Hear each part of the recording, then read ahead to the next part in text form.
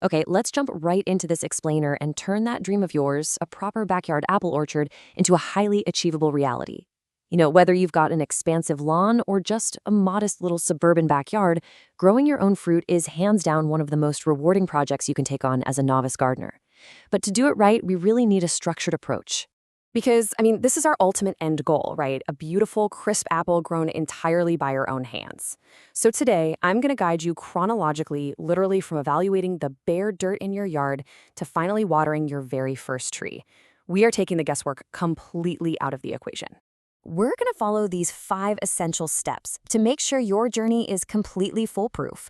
We'll hit the ideal orchard site, choosing compatible varieties, buying healthy young trees, proper soil and planting, and finally, watering for success.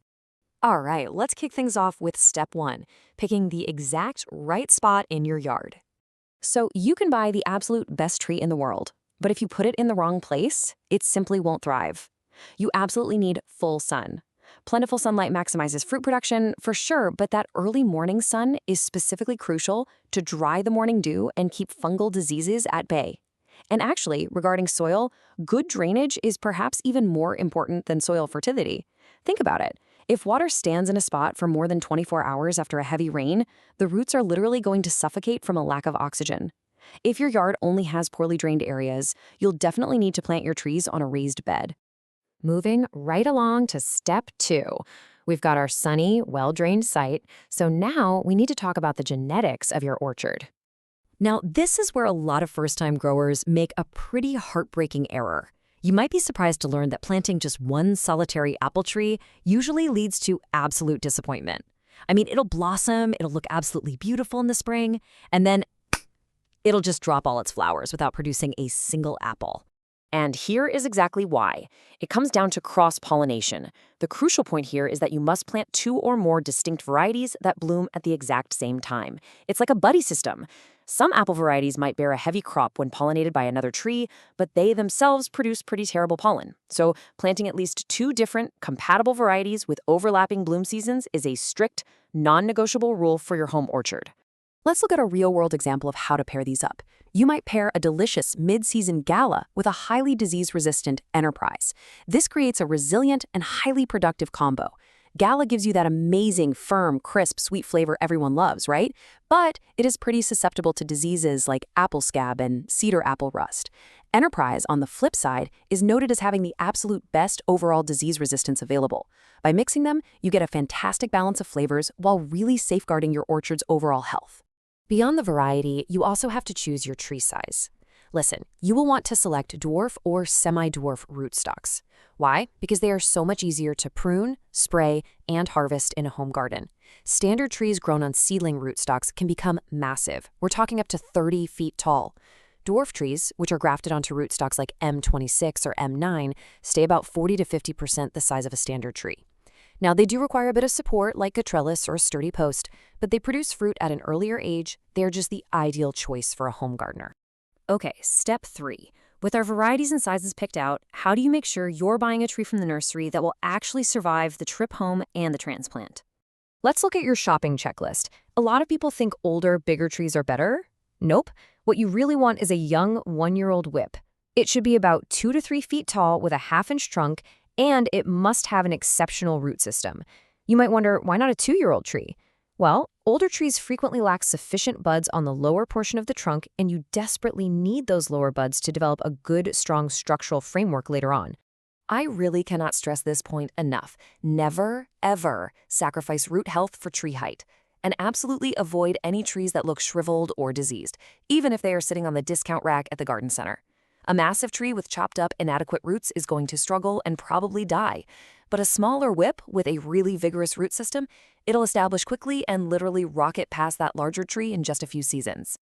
All right, we are on to step 4. We have our healthy young trees, so let's get into the physical labor of planting them properly. Just a quick note on timing. You want to plant while the tree is dormant, preferably in the fall or early spring when the soil isn't too wet. Now, before you start digging, you need to identify the all-important graft union. This is the exact physical point where your chosen apple variety, like that delicious Scala we talked about, was attached to the dwarfing rootstock at the nursery. You can usually spot it as a slight swelling or a noticeable bend right near the base of the trunk. Finding this spot is absolutely critical for our next rule. Here is the golden rule of planting apple trees. You must set the plant with that graft union strictly 2 to 4 inches above the soil line. Novice gardeners bury this union all the time by mistake. If you bury it, the top variety will send out its own roots directly into the dirt. And if that happens, you completely lose the dwarfing effect of the rootstock. Your cute little dwarf tree will suddenly shoot up to 30 feet tall. So keep that union above the soil. Following these exact physical steps is going to give your tree the perfect start. First, the minute you unbundle those trees, soak the roots in a bucket of water for 30 to 60 minutes. Next, dig a hole wide enough so those roots aren't cramped or bending back on themselves. As you fill the dirt back in, stop halfway, gently firm the soil down with your feet to secure it, and then finish filling. Oh, and whatever you do not throw fertilizer into the planting hole. Wait until the soil has settled from a good rain and the tree actually begins pushing new growth before you give it any extra nutrients. Finally, step 5. You've got the tree in the ground, but your job isn't quite done yet. The very next thing you do right after you pat down that soil is vital. You must apply sufficient water to deeply and thoroughly soak the area immediately after planting. We aren't talking about a light sprinkle with the garden hose here. This requires a serious volume of water to reach all the way down past the bottom of the hole you just dug. Because this initial heavy watering isn't just about giving the plant a drink. It actually acts mechanically. That heavy rush of water brings the dirt down into tight contact with all sides of the root system, which completely eliminates hidden air pockets. If you leave air pockets in that loose soil, the roots suspended in that empty air will simply dry out and die, and that will completely jeopardize your brand new tree. So, soak it well.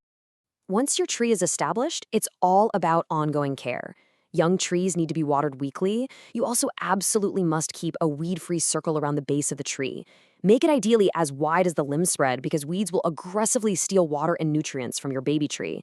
A simple hand hoe is the safest way to clear them.